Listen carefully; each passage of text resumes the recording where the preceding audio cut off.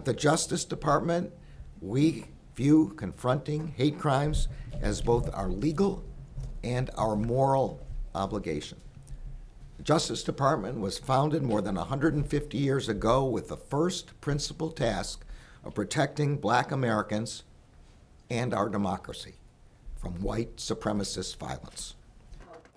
U.S. Attorney General Merrick Garland was in Buffalo today and announced 26 new federal charges filed against the accused shooter in the massacre at the Jefferson Avenue Tops on May 14th. He also took time to meet with families of victims and survivors during his visit. And we have team coverage of today's events, including Dave McKinley going through new details we learned about that day, and Claudine Ewing speaking with families of victims. But we begin tonight with Two on Your Side's Ron Plants to go over the federal charges announced during the Attorney General's visit today. And Ron, what did you learn today?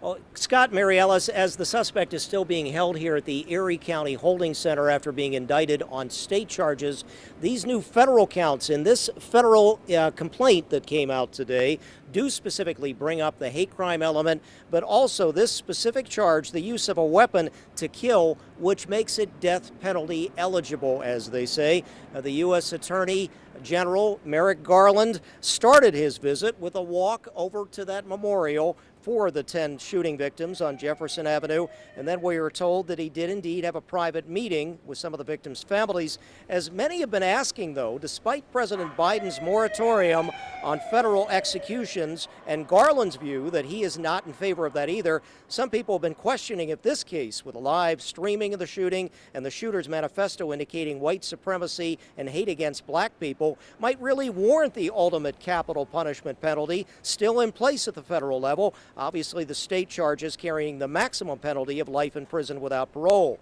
Garland asked about whether he discussed the death penalty option with families, but he and his top deputy for civil rights choosing instead to speak about their purpose in visiting and their duty as they see it.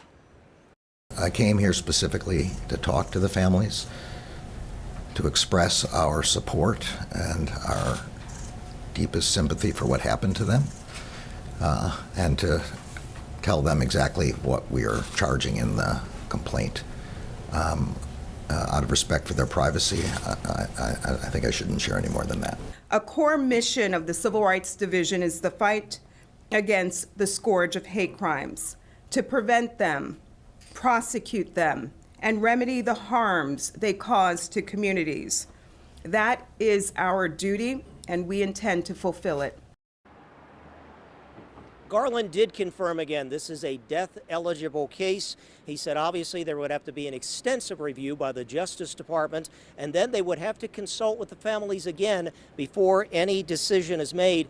Those are things we have really heard before from defense attorneys, so not a whole lot of new information in that regard. Now again, what was handed down today by the feds was this criminal complaint, but the suspect will specifically be in federal court tomorrow, and he'll be having 3 attorneys from the Federal Public Defender's Office. That is in addition to the 3 court-appointed attorneys already working at the state level.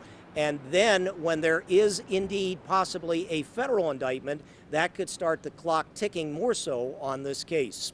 Reporting live from downtown Buffalo, I'm Ron Plants, Channel 2 News.